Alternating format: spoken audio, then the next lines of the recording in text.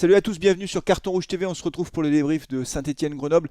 2 buts partout, mais comme l'a dit Anthony Briançon au micro de beIN Sport, c'est un match nul qui a le goût d'une défaite. Match nul à domicile, 2 buts partout à l'issue d'un match qui a été un match en deux temps en réalité, avec une première mi-temps assez médiocre, une deuxième mi-temps où il y a eu du mieux, mais malgré tout les Stéphanois au final laissent sur le terrain 2 points précieux et piétinent au classement, puisque avec un point évidemment ce match nul ne fait pas du tout nos affaires au classement. On reste tanké au fin fond du classement. Et pourtant, les Stéphanois auraient dû gagner ce match. Alors, il y a plusieurs éléments qui rentrent en ligne de compte. Je vais en parler. Je vais parler de l'arbitrage encore. Ah ben oui, encore de l'arbitrage. Je suis désolé. Ça m'agace, ça m'agace, ça m'agace. Je vais parler de l'arbitrage. Cet arbitrage, je n'en peux plus. Alors vous allez dire peut-être que tu cherches trop d'excuses à cette équipe. Non, parce que cette équipe, elle ne peut aussi s'en prendre qu'à elle-même, parce qu'elle n'a pas su faire le break, par exemple. Mais quand même, l'arbitrage, c'est un truc de malade, quoi. Et puis je dirais un mot en terminant cette vidéo de ce qui s'est passé avant match et du problème qu'ont rencontré les Magic fans pour rentrer leur tambour. Voilà, je terminerai la vidéo sur cette partie. Je ne vais pas faire des séquences avec des petites animations entre les vidéos, mais je vais juste faire tout ça d'un seul fil. Ce sera pas comme d'habitude, mais ça va pas vous empêcher de liker la vidéo, les amis, parce que vous savez que ça m'encourage toujours, et surtout de lâcher vos commentaires en dessous de cette vidéo si vous n'êtes pas d'accord avec moi, ou si vous êtes d'accord avec moi. Et puis bien sûr, n'oubliez pas de vous abonner si ce n'est pas déjà fait. Alors les amis, on revient sur ce match qui a très mal démarré. Première minute de jeu, les Verts encaissent le premier but de cette rencontre. Alors c'est Tel qui va marquer à l'issue d'une action toute bête. On perd le ballon au milieu de terrain, c'est Bouchouari qui à un moment donné perd le ballon, paf, et puis derrière ça fait un 3 contre 3, et puis on est mauvais parce que d'abord on perd le ballon, c'est Bouchouari qui perd le ballon, ensuite Bakayoko n'arrive pas à contrer son attaquant qui rentre dans la surface, de mémoire c'est Bamba, et puis derrière voilà, contre favorable, un premier contre favorable pour Bamba, il frappe, c'est contré par deux défenseurs stéphanois qui plongent en quelque sorte pour empêcher le ballon de rentrer. Etienne Green était sur sa ligne, et c'est Petro et Briançon qui plonge, et le ballon est contré. Il revient dans les pieds de qui? Il revient dans les pieds de Tel, qui n'a plus qu'à pousser le ballon au fond des filets. Ça fait un 0, c'est extrêmement rageant parce qu'on ne pouvait pas commencer ce match de la pire des façons autrement que comme ça. En fait, ça s'est très mal goupillé. Et puis derrière, cette première mi-temps a été très très très laborieuse, je trouve. En tout cas, les Stéphanois se sont créés quelques occasions, une frappe de Chambaud au-dessus, un corner sur lequel Bakayoko a failli pousser ballon au fond des filets, et puis surtout sur un centre venu de la droite, une bonne tête de Chambaud, encore lui, mais malheureusement sa tête elle est bien appuyée, elle est bien frappée, mais elle va directement dans les bras du gardien Maubleu, qui a été excellent face à Saint-Étienne. C'est aussi grâce à lui que Grenoble revient avec le point du match nul. À noter, mais j'en parlerai tout à l'heure, qu'en première mi-temps, Tel aurait pu prendre un carton rouge pour un coup de coude sur Petro, mais l'arbitre n'a pas jugé bon de mettre un carton rouge. Il a simplement mis un carton jaune. On y reviendra tout à l'heure. La deuxième mi-temps redémarre sur le même rythme, un mauvais rythme pour les Stéphanois, qui n'arrivent pas à se créer des occasions, ils n'arrivent pas à créer du jeu, du mouvement. Ça piétine, quoi. C'est pas le Saint-Étienne qu'on a vu parfois depuis le début de saison, capable de combiner, de faire des 1-2 et d'être dangereux. Et donc du coup, à la 60e minute, c'est Laurent Batles qui va décider, non, un petit peu avant, la 55e minute, de faire rentrer Lobry à la place de Bouchouari. Et là, l'entrée de Victor Lobry, franchement, elle fait la différence. Je comprends pas pourquoi Lobry n'est pas titulaire. À la place de Bouchouari, qui n'a pas été très bon, vraiment, il a raté beaucoup de passes, ou à la place de Monconduit par exemple, enfin je sais pas. En tout cas, Lobry pour moi mérite d'être titulaire, parce que dès qu'il est rentré, on a senti la différence, et les Stéphanois ont tout de suite réussi à se montrer beaucoup plus dangereux, et c'est Chambaud qui va marquer un but magnifique à la 58e minute de jeu, à l'issue d'une action très très révélatrice, je trouve, de l'état d'esprit des Stéphanois. Crasso a un ballon, il le perd, mais il se bat, il se relève, il récupère. Il y a Lobry qui est là, il y a tous les Stéphanois qui sont là sur le côté. Finalement, à la fin, on récupère le ballon à l'issue d'un cafouillage, mais en se battant comme des fous sur le ballon. Crasso récupère le ballon à l'entrée de la surface de réparation, complètement à l'angle. Et là, intelligemment, il va décaler plein axe Chambaud, qui a un petit peu de temps. Pour une fois, il n'y avait pas de Grenoblois sur lui.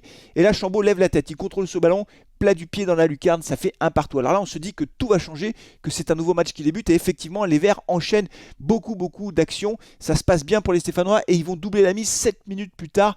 Un coup franc tiré par Monconduit, et là c'est le capitaine Briançon qui de la tête coupe la trajectoire du ballon. Très beau but de Briançon, ça fait 2-1.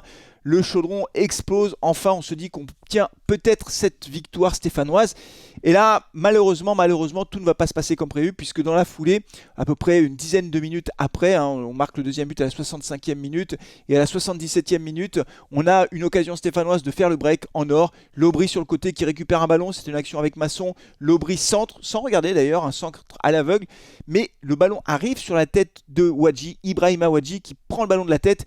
Et là, magnifique arrêt, il faut quand même le dire, magnifique arrêt de Maubleu avec sa main qui va repousser le ballon, qui va aller presque mourir au poteau de corner. Et là, il y a un défenseur, je ne sais pas si c'est mon frère Gaspard, je ne sais pas, honnêtement, je n'ai pas regardé, qui se met près de Ouadji parce que Ouadji a poursuivi son action. Et là, il tombe sur le ballon, il tombe et il met ses mains autour du ballon comme ça pour empêcher le joueur de stéphanois de jouer le ballon. C'est interdit dans les règles du football. On n'a pas le droit d'être au sol et d'empêcher un adversaire de jouer le ballon.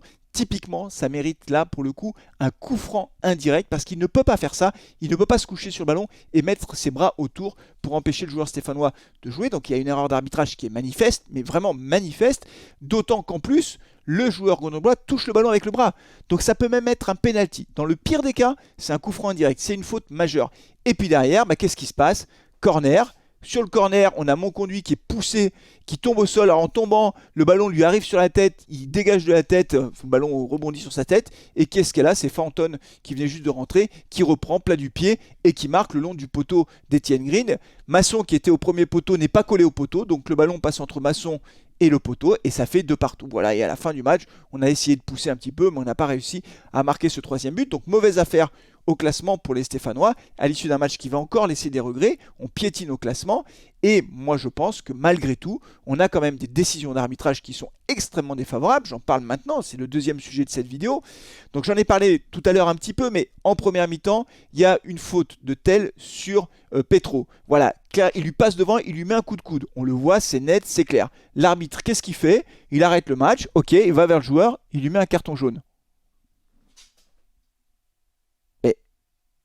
Mais enfin, Cafaro face au Havre, il fait la même chose, en moins dangereux en plus, en moins violent. Et lui, c'est rouge? Mais c'est quoi? C'est pas le même sport du coup? Ça se passe comment?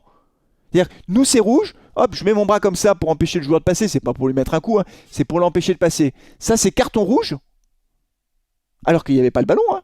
Et là, pareil, il n'y a pas le ballon, le joueur il arrive, il lui met un coup de coude dans la figure, et c'est carton jaune. Non mais expliquez-moi, peut-être que je m'embrouille le cerveau, je sais pas, peut-être que je comprends plus trop le foot, peut-être que j'ai les yeux qui partent comme ça et que on voit pas les mêmes matchs, je me trompe peut-être, mais expliquez-moi, dites-moi si vraiment je perds la tête, en fait, je comprends plus rien au foot, ou si on a un gros problème avec l'arbitrage. Donc première erreur d'arbitrage. La deuxième erreur d'arbitrage, je vous l'ai dit, c'est sur la tête de Ouadji, le joueur de Grenoble qui se met autour du ballon comme ça et qui empêche le joueur stéphanois de jouer et qui touche même le ballon avec sa main. Et non seulement il siffle pas là, mais dans la foulée sur le corner, il y a un joueur grenoblois qui pousse le défenseur stéphanois. L'arbitre il dit non, c'est bon, but. Bah, je l'ai déjà dit 1000 fois, hein, mais tant qu'on n'aura pas un coup de gueule, on va se faire bouffer à longueur de match en fait. On n'a pas eu une erreur d'arbitrage en notre faveur. Toutes les erreurs d'arbitrage sont en notre défaveur. Depuis le début du championnat, ça commence à nous coûter cher quand même cette histoire, non? Ça fait un peu beaucoup là, non? Enfin, je sais pas, mais je sais pas. Dites-moi ce que vous en pensez. Peut-être qu'encore une fois, j'extrapole, je dis n'importe quoi, mais moi, mon sentiment, c'est qu'on a quand même des décisions d'arbitre qui sont systématiquement en notre défaveur. Enfin, en tout cas, les erreurs d'arbitrage sont toujours en notre défaveur. Alors, on nous dit à chaque fois, ça s'équilibre sur une saison. Bah, il va falloir se grouiller parce que la saison, elle avance là. Hein. Donc là, je suis un peu dubitatif quand même. Et encore une fois, ne me faites pas dire que j'explique nos mauvaises performances uniquement par les décisions d'arbitre. Hein. Si on est en Ligue 2, tout ça, c'est pas à cause des arbitres, c'est parce qu'on a été nul. On est d'accord là-dessus. Et là, Ouadji, sa tête, il aurait dû la mettre au fond. Il aurait pas dû attendre que le joueur de Grenoble plonge par terre. On est d'accord. Oui, ok, très bien. Mais une fois qu'on a dit ça, on a quand même le droit de commenter les décisions d'arbitre. Je suis désolé, les arbitres sont pas au niveau. Voilà, et ils sont pas au niveau, en particulier avec l'AS Saint-Etienne. Donc ça m'agace. Et puis troisième point de cette vidéo, qui m'agace tout autant, c'est la direction là qui est pas au niveau. Mais ça, on le sait, on le sent, voilà, ils sentent rien du tout. Alors apparemment, il y a un nouveau responsable de la sécurité à Saint-Etienne, du côté du club, un nouveau directeur de la sécurité. Les Magic, de ce que j'ai compris, pour fêter leur retour au stade, avaient prévu un tifo. Donc comme d'habitude, ils sont venus avant le match pour préparer le tifo. Tout va bien. Et après, ils rentrent dans la tribune avec leur tambour. Ah non, non, vous rentrez pas avec vos tambours. Quoi, Les Magic rentrent pas avec leur tambour? Qu'est-ce qui se passe? C'est quoi l'idée là? Le tambour, ils vont le jeter sur le terrain, non? Comment ça va se passer? Je comprends pas le concept en fait. Pourquoi a-t-on interdit aux Magic de rentrer avec leur tambour dans le stade alors que c'est eux qui mettent l'ambiance? C'est quoi le truc là? À part mettre de la tension en plus alors qu'il n'y en a pas besoin.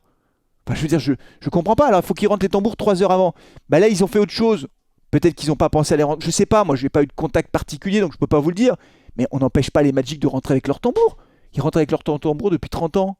C'est quoi le truc? Vous avez déjà vu, hein, vous, un tambour arriver sur la tête d'un joueur? C'est quoi ça? À part mettre de la tension, alors qu'on a besoin de tout, sauf de tension supplémentaire, je comprends pas le concept. Résultat des courses, tifo annulé. Résultat des courses, aucune ambiance, ou quasiment aucune ambiance. Les Greens n'étaient pas là puisque la tribune est encore suspendue. Et de l'autre côté, les Magic ont dit puisqu'on n'a pas nos tambours, on chante pas de tifo, rien du tout. Ciao. Franchement, mais le niveau là, je sais pas, il y en a qui réfléchissent un peu ou il y a personne qui réfléchit? Je sais pas, je comprends pas. Je ne comprends pas. Je comprends pas. C'est incompréhensible. Alors si quelqu'un a une explication, si quelqu'un pense que c'est normal d'avoir interdit les tambours, que c'est normal d'avoir fait ce truc-là, qu'ils le disent en commentaire, que je comprenne. Parce que pour moi, c'est anormal. C'est une bêtise invraisemblable. Je ne comprends pas ce qu'ils ont voulu faire avec ça. Voilà. Donc je termine ce match, je suis très énervé. Je l'avais commencé, j'étais très content de retrouver les Verts, très content de retrouver le stade Geoffroy Guichard. Assez optimiste, je termine le match, je suis assez énervé, à la fois par l'arbitrage, mais ça c'est pas nouveau, ça continue, et aussi par la décision d'empêcher les Magic de rentrer avec leur tambour, ce qui a tué une partie de l'ambiance, évidemment, au stade, ce qui est complètement logique. Il faut quand même qu'on le rappelle, quoi. Je veux dire, sans les Greens, sans les Magic, Geoffroy Guichard, ouais, c'est un stade comme les autres, hein. Il n'y avait pas beaucoup d'ambiance, hein. Parce que c'est pas les latérales qui mettent l'ambiance. D'accord, c'est pas la tribune officielle où les mecs ils vont se mettre à taper sur leur truc et à chanter, hein. Ça se passe pas comme ça dans la vraie vie. C'est les Greens et les Magic qui mettent l'ambiance. Donc si tu veux plus d'ambiance à Geoffroy Guichard, continue comme ça. C'est parfait, il faut continuer sur ce chemin et puis on aura un stade banal avec une ambiance banale. Voilà, ce qui fait la force et le charme de Geoffroy Guichard, ouais, c'est les ultras qui mettent une ambiance de feu. Donc t'empêches les ultras d'entrer avec leur tambour, je ne sais pas s'il y a quelque chose de plus stupide que ça en fait. Voilà, donc je termine ce débrief énervé. Voilà, on va reprendre la semaine, on va apaiser tout ça. Évidemment, je le fais à chaud, donc peut-être qu'avec un peu de recul, j'aurai un avis différent. Je vais lui dire ce que dit l'équipe, je vais lire les commentaires, vos commentaires sur cette vidéo. Je vais également regarder les commentaires sur les réseaux sociaux, sur Twitter, etc. Et peut-être que ma réflexion va évoluer, mais pour l'instant, à chaud, franchement, je suis très énervé. Je ne sais pas si c'est votre état d'esprit. On se retrouve pour le prochain match, les amis. D'ici là, prenez soin de vous, de vos proches, et allez les Verts. Ciao.